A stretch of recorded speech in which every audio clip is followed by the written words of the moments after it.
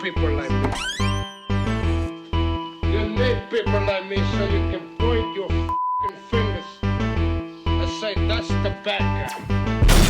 That's the bad guy. That's the bad guy.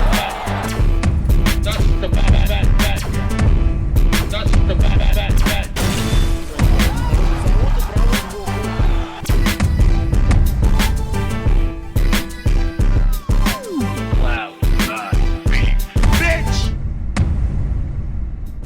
Welcome to the motherfucking relay. We're covering today's top boxing news. Okay, we'll start with this. On the heels of his first professional loss, Stephen Fulton posted this to his social media, and it reads, "Disappointed in myself because I am better than that. I've worked hard over the last 12 years to get where I am today, and it wasn't easy. Many restless nights, sacrifices, and losses on this journey. I am better than that, and it wasn't my night. I am amongst the elite, and I didn't show that last night, which is why I'm hurt through it all. It isn't the negative comments that get to me. It's more so me knowing that I am better than this, but I will be back. Hopefully Team Inoue will give me a rematch in the near future or when he has accomplished what he set out to do.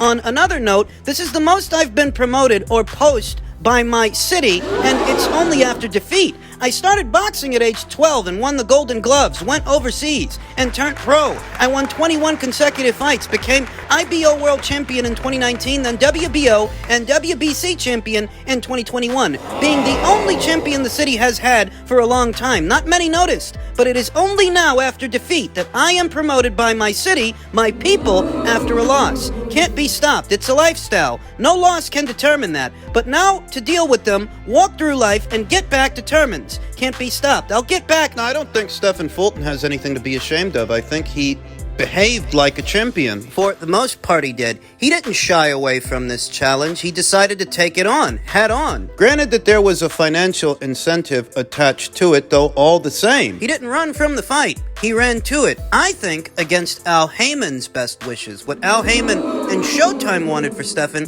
was for him to move up in weight, forego this fight, and fight Brandon Figueroa for a second time. We talked about that. But Stephen felt differently. He wanted to fight the best, and now Inoue is widely regarded as one of the best fighters in the sport. I commend him. I commended him ahead of the fight. I commend him afterwards for meeting this challenge, even if it didn't work out the way that he wanted to. Don't confuse me taking a piss out of tribalistic fans on social media with me taking the piss out of Stephen Fulton. I ain't got nothing but respect for Stephen. Stephen, who feels that it's only now that he's getting promotion, real promotion, that this is the most talked about he's ever been in his 12-year boxing career, and it's after a loss as opposed to his wins over Angelo Leo and Brandon Figueroa. Entertaining fights, fan-friendly fights. Is it possible that the PBC and Showtime could have promoted this fighter better? Did they fail Stephen Fulton? There is an air of truth in that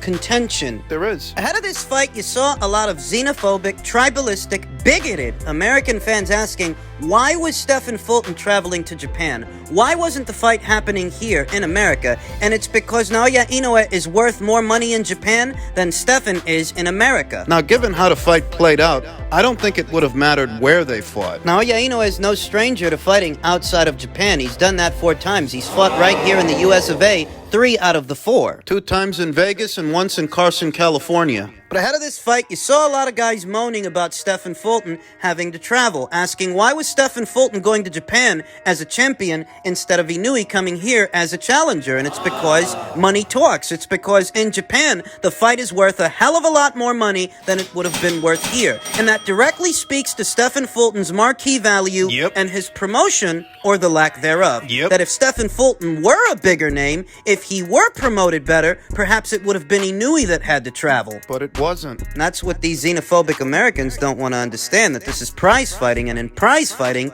you do a fight where the fight generates the most money. That may or may not be America. That may or may not be in the champion's neck of the woods. It might be in the challengers. They don't want to understand that. Telling themselves that if the fight would have happened here, perhaps the outcome would have been different. Based on what I saw, that fight could have took place on the moon, and he knew he would have won it because he completely dominated this guy. Better still, could Stephen Fulton have been promoted better the last couple of years? That's a question that you have to pose to Al Heyman and and Stefan Espinoza? That's a question you have to pose to the PBC. This is not the first time that Stefan has addressed his lack of notoriety in his own country. He's done this once before. We talked about it here on the channel. On the heels of his first loss, he's doing it again. It's a legitimate question. If Stefan Fulton feels that he could have been promoted better in his own city, promoted better in his own country, well, that directly speaks to the handiwork of Al Heyman and Stefan Espinoza, because that's their job. It's their job to sell you that fighter. But he feels this is the most promotion he's ever gotten for a fight. And who promoted this fight? Top Rank in America and Mr. Ohashi in Japan. Not Al Heyman, not TGB Promotions, not the PBC, not Showtime, not Stefan Espinoza. It was the rival promoter that did all the promoting for this show, so that's saying a lot. This guy didn't feel like he got real promotion until he was fighting on a show associated with Top Rank. Saying that he wants a rematch with Inoue after some time. Right. I don't think he's going to stay at 122. I think he'll move up to 126, where Brandon Figueroa currently reigns as that division's WBC champion. In case you forgot, Brandon Figueroa fought then champion Mark Magsayo of the Philippines for the WBC title, and he beat him. Brandon Figueroa is a very limited, albeit very statuesque fighter. He's very tall for featherweight. He was always very tall for super bantam. He's still tall for featherweight, but he's a limited fighter, a limited boxer. Rematches often being won by the fighter that can make the most adjustments. There is a chance that Stefan Fulton wins the rematch. If he can get him in the ring. That's the only title at featherweight, the only title on the PBC side of things they've got. Matchroom's got one, Lee Wood's WBA title, Top Rank's got two, Luis Lopez's IBF, right, and Robeisy Ramirez's WBO, and Brandon Figueroa at the PBC. He's got the WBC. If Stefan wants a rematch with Naoya Inoue, even though there is no precedence for one because he knew he beat him in dominant fashion and stopped him, if he wants a rematch, he's got to get his hands on a belt, presumably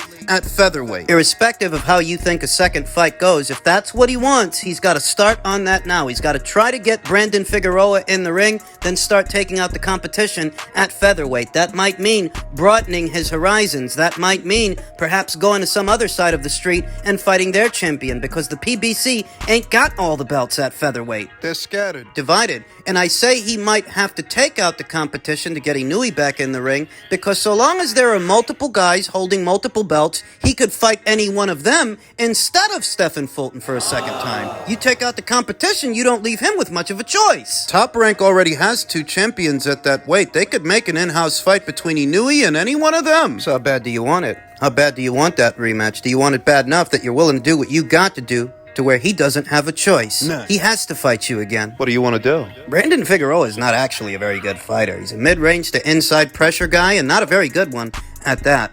There's a chance that Stefan could beat him again in a rematch for the WBC title. If he wants an Inoue rematch, he can start there. So addressing the failed promotion for Stefan Fulton and why he didn't turn out to be a bigger name in his own neck of the woods so that he wouldn't have had to travel, you can lay the blame for that at the feet of Al Heyman and Stefan Espinoza, because if anybody's supposed to be promoting Stefan, it's those guys. If anybody failed Stefan, it's those guys. It's their job to let you know about that fighter, tell you his story, and tell you when he's fighting, who he's fighting, set that stage, built that name. All of that is on them. All he's got to do is fight and win. Mostly, yeah. That's how the fighter holds up their end of the bargain. By fighting and winning. And Stefan Fulton's fights, they're not snooze fests, you know. A good number of those fights were actually entertaining. The Arnold Kagai fight, the Angelo Leo fight, the Brandon Figueroa fight. Strong performance opposite the ring former unified champion Daniel Roman. For all the talk of how great Al Heyman is, Showtime and the PBC, why is it that Stefan Fulton feels like he's only now being promoted? He's the one that's saying it. And what are the implications of that? Because for the longest time, he's been promoted by the PBC. What does that tell you?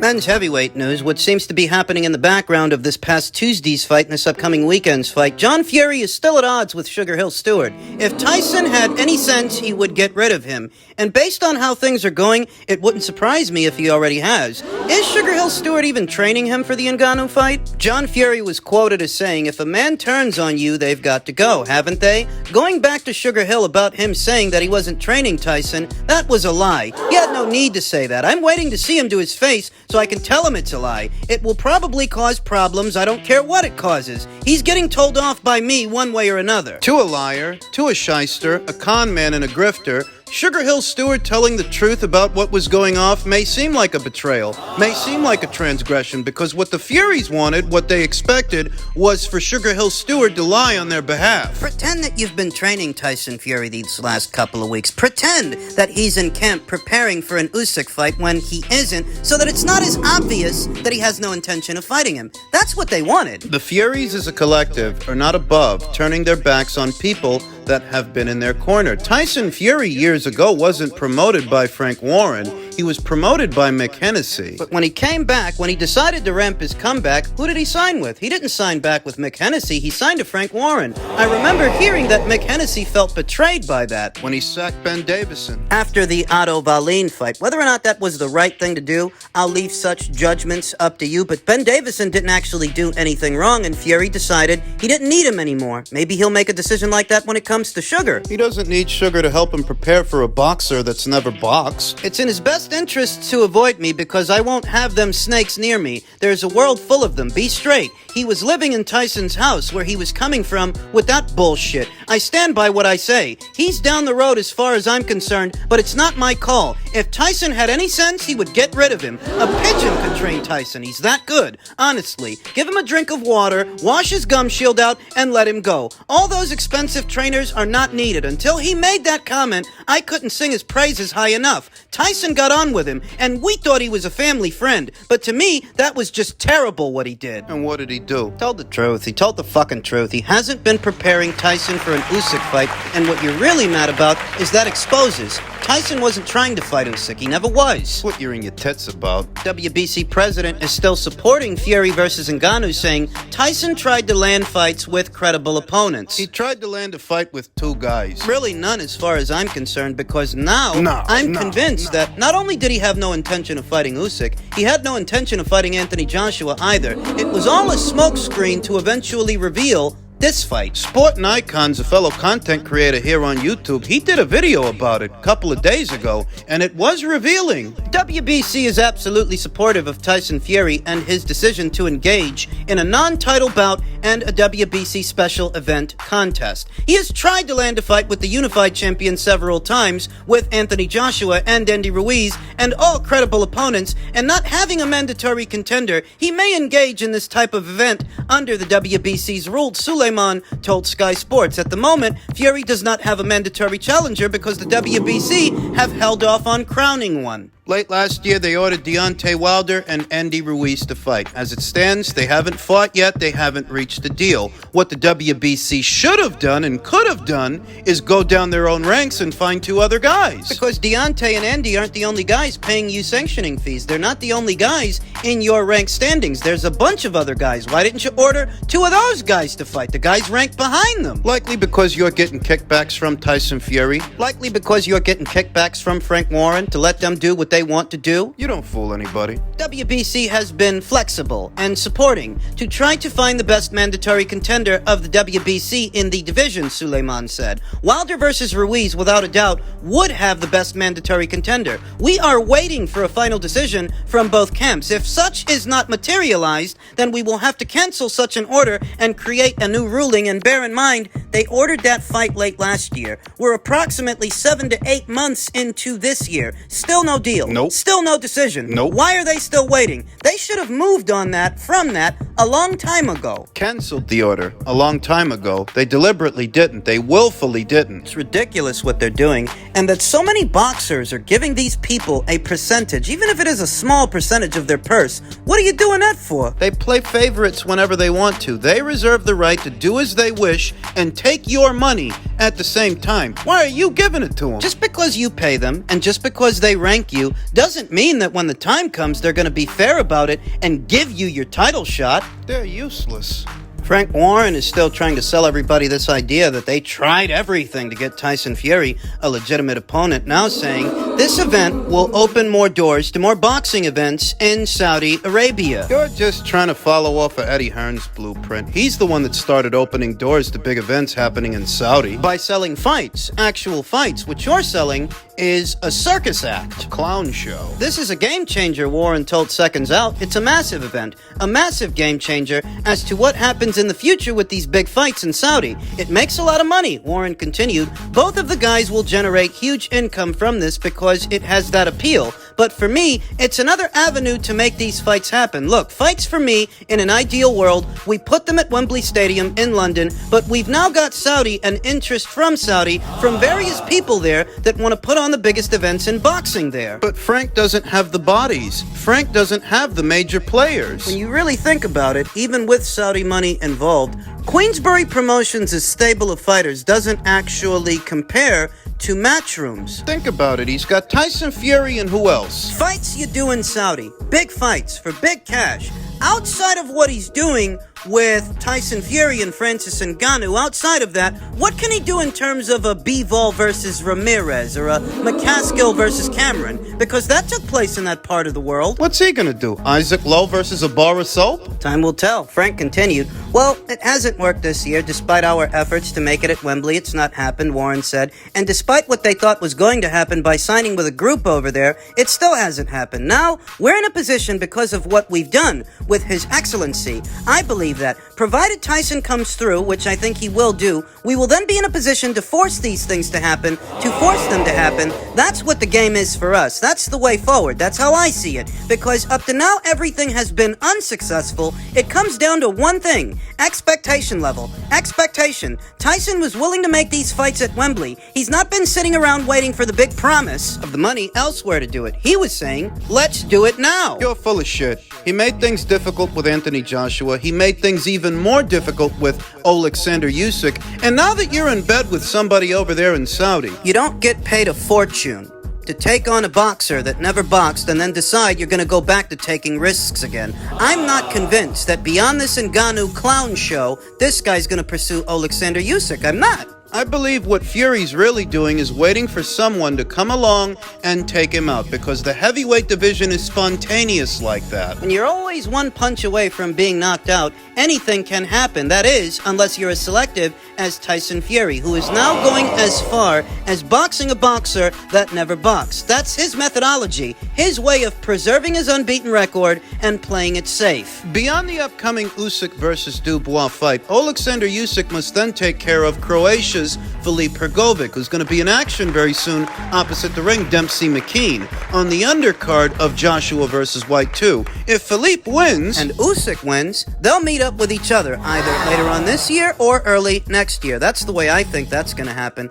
I think it was Eddie Hearn who surmised the situation best. Tyson Fury turned down that Alexander Usyk fight, the most important fight in boxing, to fight an MMA fighter who's never had a fight before in his life in Saudi Arabia. We've got to be honest. Tyson Fury cares about one thing only: the money. Not just the money. Not just. He cares about the illusion that he propagates. He cares about seeming unbeatable, seeming undefeated. There was money in the Usyk fight. Big money. Don't forget who's backing Alexander Usyk. Royalty in Saudi Arabia. That's who's at the helm of Skills Challenge. So the money's just as real for Usyk as it is for Ngannou. The difference is there are no risks if you fight Ngannou. He's not a boxer. Fury is a coward. He's a coward. He wants to make the most money for the least risks. He's a fucking fraud.